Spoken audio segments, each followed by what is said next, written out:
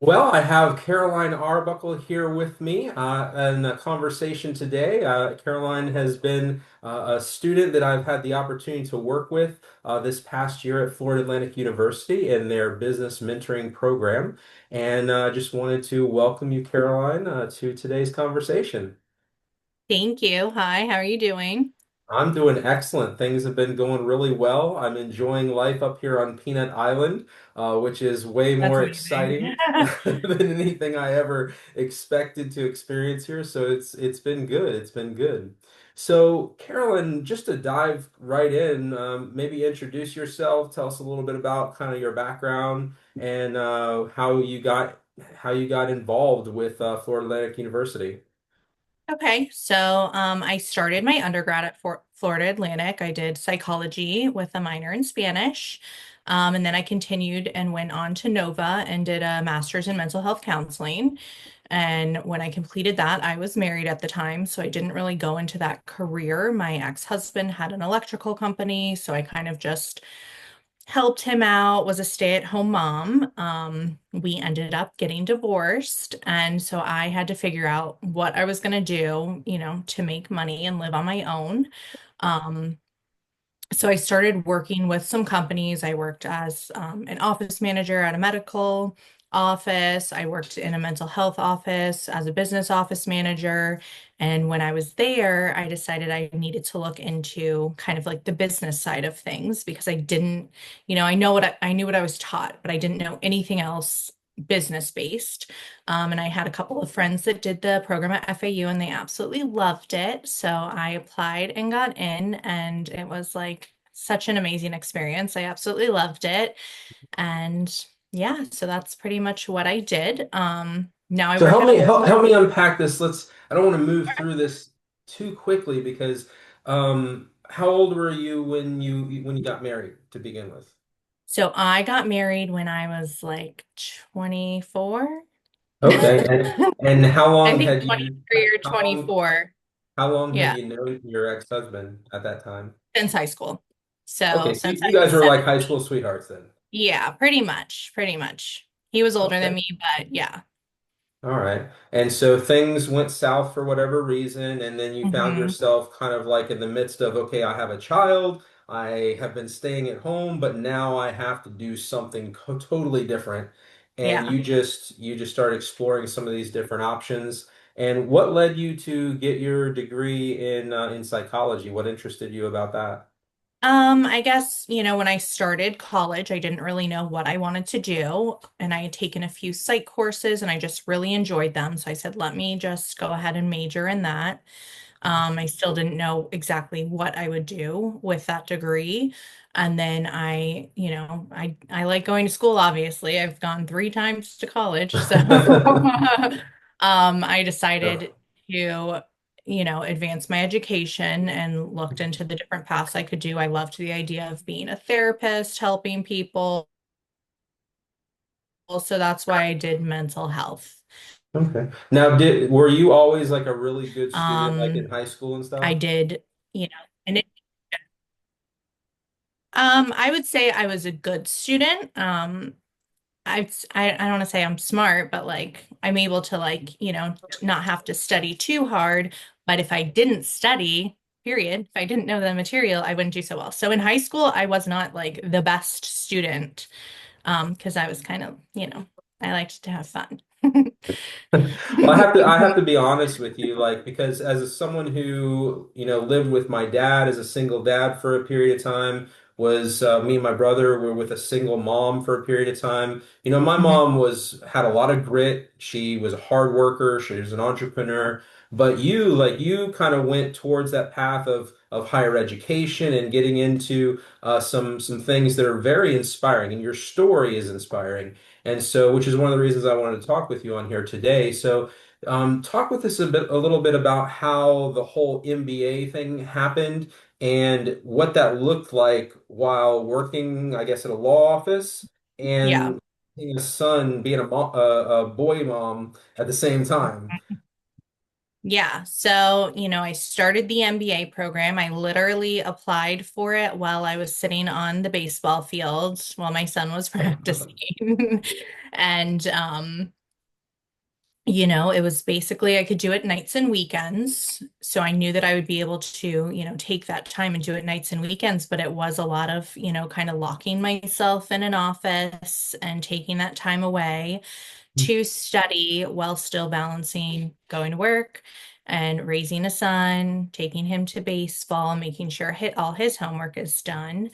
Um, so, it was definitely a balancing act. I did a lot of stuff Sunday night. Everything's due Sunday at midnight in the program. So I was up till every Sunday at midnight, 11:59 p.m. But that seems to be kind of like what everyone was doing. The thing with this program is it's mostly professionals. A lot of people do have families and careers. So everyone understands, where everyone else is coming from. Now, mentioning that, during this process, did you notice that some of the other students were kind of in the same situation as you, single moms doing this sort of thing, single dads doing this sort of thing?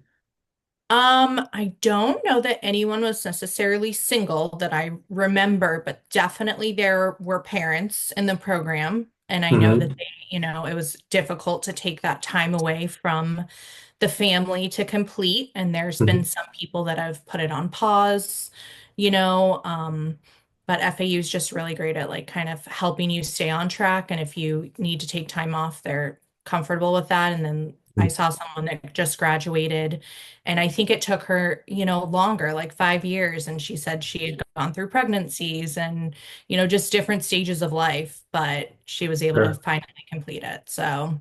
Awesome. So, talk to me a little bit about some of what you would consider unique challenges engaging in the professional world. I mean, an attorney's office is more of a traditional, structured workplace. There's not a lot of like, flex as far as like working from home versus working in the office, or maybe there is, I'm not sure.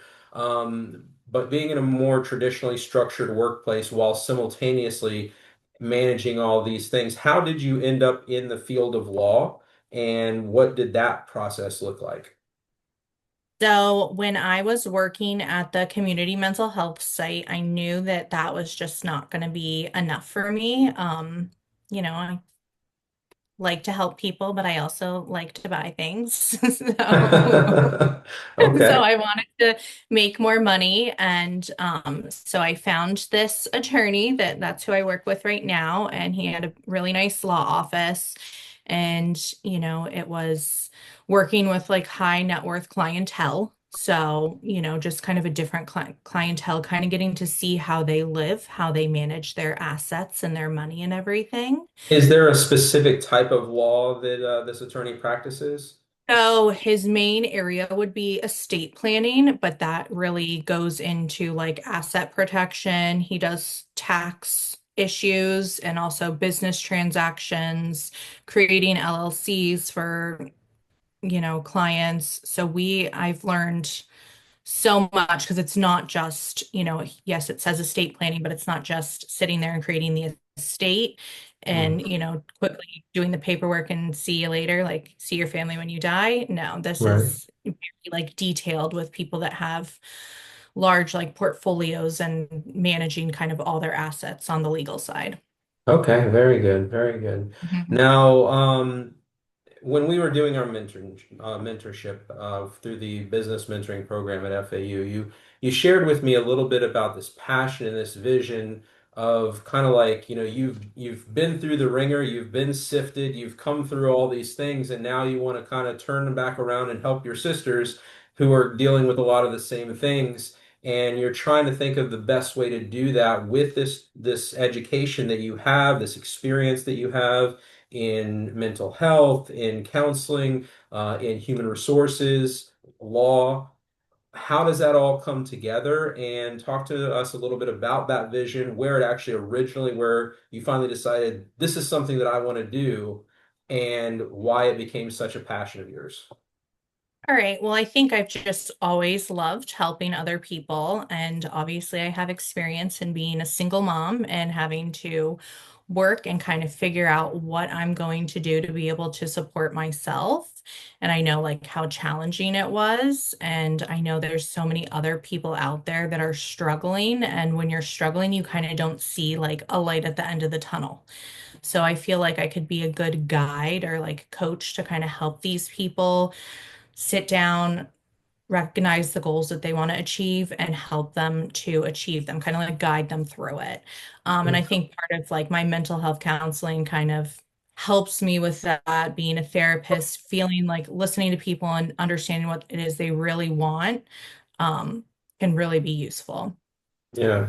So I guess this whole idea also of being able to take some of the experience that you've had and kind of guiding them through that. Talk to us a little bit about maybe some of the misconceptions in your journey so far that people might have about single moms in the workplace and things like that.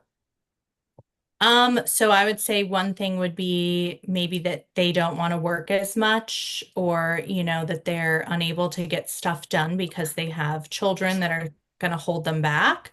Hmm. And I feel like I've noticed with me and with other moms, they kind of tend to be able to multitask, be able to do so much. And sometimes I do take you know, time off in the middle of the day to go to an appointment or like thankfully the attorney I work with is very flexible and lets me go to all the award shows for my son and everything that are in the morning, but that means that you're kind of missing out as a mom, like you're not putting into the business, but I feel like when you're given that opportunity, you come back and you like want to give back to the company. So that's kind of a way that works out for both the company and the mom, and that, they're not, I don't want to say lazy, but they're not taking time away from the company. They're kind of just like giving to themselves and being able to be fulfilled as a human being. You're able to like give back to everything else you do. Okay, so the flexibility and the compassion that's shown for your specific situation from the employer, you're saying actually inspires harder work and more loyalty. Yeah, definitely. Like being able to, this is not something I do now, but I feel like being able to kind of leave to go take my son to a ball game and then be able to work on something while I'm there or like later at night. Like I know based on what I did with my education that I'll get the project done, but it might not be in that like 9 to 5 hours. And I feel like we do need to make somewhat of a shift, not just for single moms, for all parents, because typically it used to be just one parent was working and the other one would stay at home. And now really it's both parents out working. And, we need to be there for our kids too to be able to raise them. So, Right. some flexibility in the workplace. I think that has been happening, especially with like remote work and everything. But I think that's just like really beneficial that companies do that. Sure. Now, with my experience with my mom, I've seen many a nights my mom, maybe she didn't know I was seeing her, but saw her weeping and struggling with the stress of being a single mom and all these sorts of things. And if there are single moms out there who are listening to our conversation right now and who are going through just having a rough go of it, what would you say to encourage or inspire them, if they're kind of feeling beat down or they're going through a season where it just seems like the doors aren't opening that they wish they were? What would you say to kind of encourage and inspire them? I would say definitely to just like sit back and take a deep breath. Something I try to really start doing is being more patient and knowing that like things will eventually happen, but also to be patient and present with my son. So in the morning, he dawdles. He is the slowest person. He takes 10 minutes to put on shoes. Um, and he should not take that long, but I'm just like, we're just gonna be patient about it, take a deep breath instead of yelling and screaming, because that makes my morning better. It makes his morning better. He's going off to school, even though he's not there anymore. The kids are going to carry that with them. If they get yelled at, it's going to impact their day. It's going to impact their lives. It's going to impact their futures. So I kind of want to be like a good example for him, and you want to be a good example for your child. So really just to be patient. You know, People can journal if that makes you feel better, like getting your frustration out. And I work out. Sometimes that just amps me up a little bit more though. So I don't know if that's the best stress relief, but yeah, just kind of like really like taking the time with yourself and being patient, I would say. Yeah. And talk to me a little bit about how the role of professional development, mentorship, those types of things can help a single mom really level up their careers, but also maybe mention a few things where you think that the current system falls short, kind of the areas that are inspiring you to add more value to the way things are going right now. So I think having someone there to mentor or to coach, or I almost call it just like being accountable, it Mm, just helps you to stay on track to meet your goals. I was never taught in school or by my parents how to set a goal and how to make like small steps to meet that goal. It's kind of been more like a dream. So mm, like I've kind of created my dreams into reality by, breaking it down into goals, but I invested a lot of time into coaching and into mentoring. I had you as a mentor, but I've had other business coaches, I've had therapists, I've had, workout and health coaches, just like all kinds of, other people as guides that can kind of help me. And you also get to see like their perspective. So it's not just like your immediate family and friends, but you're going to surround yourself by people that you're similar to. This is getting like a different outlook on life, and you just kind of take like little bits and pieces from everyone else. So if I'm able to like help someone and kind of give them like my story, this is where I came from and this is what I've been doing, that can kind of help other people see that.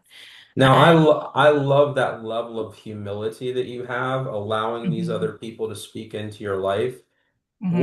What would you say, and maybe this is more the guys than the women, but what would you say about that person who's engaging life, thinking about who they want to become, what kind of life they're going to lead, but are having a real difficult time overcoming the pride, and I have to figure this out on my own type of mentality and actually welcoming in input from other people. Well, I guess I would say, again, with patience with those type of people in general, like they might not have the patience, but, kind of if you can be the person that's going to be patient with them. Um, I have some stubborn people that I know in my life where it's like instead of pushing, kind of like letting them figure out that they want the help, maybe suggesting it here and there, and then, you'll kind of see. So even just, let's say for me to help someone, I could create content that's kind of explaining how to be patient and how it can be like, you don't really want to do this, but letting other people in can really change your life. That might change people's perspective on, okay, maybe I am gonna talk to somebody else about this problem, even though I'm not comfortable with it, or maybe I do need a little bit of help. Like I'm stubborn about this with like health and dieting. I have a diet coach, and I don't like what he says because what he says is not what I want to do. So that's, I know it's me, but So I guess right now where you are, you have graduated and attained your MBA, correct? yes. So you're solid there. You've got a solid position there at the law firm and everything. Hmm. Where do you see your organization going in, say, the next 3 to 5 years? And what types of people are you going to be bringing into your sphere to kind of help see that mission through? People that hear what you're doing. I'm sure that there are others. I'm sure there are other single moms who have a similar experience to you who want to be on your team who say, hey, that Right. she's spearheading this amazing thing, and I want to come alongside her and be a part of it. What do you see your organization looking like over that time period, the next 3 to 5 years? In terms of like the law firm, or in terms of just like helping single moms? Helping single moms. Okay, so I want to start this coaching business where I would help single moms kind of figure out their career path Hmm. after being really like in that like divorce space. Because I'm still figuring it out, but I think it's really important to help people in things that you've struggled with. And, I have also learned from like working with so many mentors and coaches that you never really overcome anything fully. Like you're always working on it. So it's Yeah. something like career is going to be something I'm always working on, but it's Mm. also really like creating a life for you and your child and just, being okay in one, having a career and two, just being a mom. You can just be by yourself and be a mom and be totally, totally fine. Um, so I kind of want to like help people with that. And also I want them to be happy in the career that they have. And I think part of that is having those conversations with your boss or whoever is in charge of you and explaining like the reasons you need to have your schedule, like a little bit of flexibility in your schedule. I do a community outreach program I'm a part of. I'm a volunteer organization, and we have a meeting on Tuesdays. And that was like one of the first things I told my boss. And he's very flexible, thankfully, and allows me to participate in that meeting. So kind of like teaching people how to have those difficult conversations where we're kind of afraid to like ask for things and being able to ask for those things. So if your child, has cheerleading at 4 p.m. and you need to leave at 4 p.m. every Wednesday, have that conversation and see where you can like pick up in other ways. So kind of just helping people figure out what they want to do and then how to manage being a mom in that career. So because you can have both things. It's just more, not in the traditional sense. And then Right. also possibly working with organizations on making it better for parents and for moms, like some places I think that, I don't want to say they have a daycare, but they almost have just like an area where kids can come after school. Like, okay, so your kids, I've seen people bring their children to work. My son's 11 now. He's not really going to be impeding on anything, but just like having a space for a child to go if they need to be there. So they're not at home by themselves. And you're able to say, okay, do your homework, but then you're still working or letting the parent come home. Like I get off Right. early on Fridays. I get to pick my son up from school. That's my favorite thing. But I could always, go back to work, Friday afternoon after Mm. that, or do a small project on the weekend. So kind of teaching flexibility in the workplace, like how to advocate for yourself to have that, but also organizations need to really be flexible with people. Okay. And just to kind of wrap things up, if there is a single mom who kind of hears your story on this video and they wanted to reach out and maybe start a conversation with you and maybe even be a client of this ministry that you want to have, how would they get a hold of you? So I'm on Instagram. It's coaching with Caro. I believe coaching underscore with underscore Caro, Caro. Okay. And I can send you that detailed information so you can link it. Okay.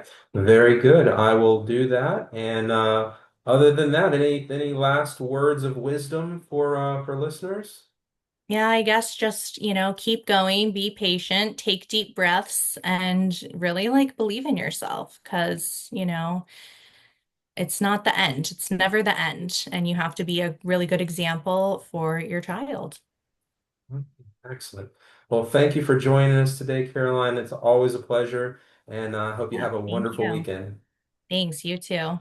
All right.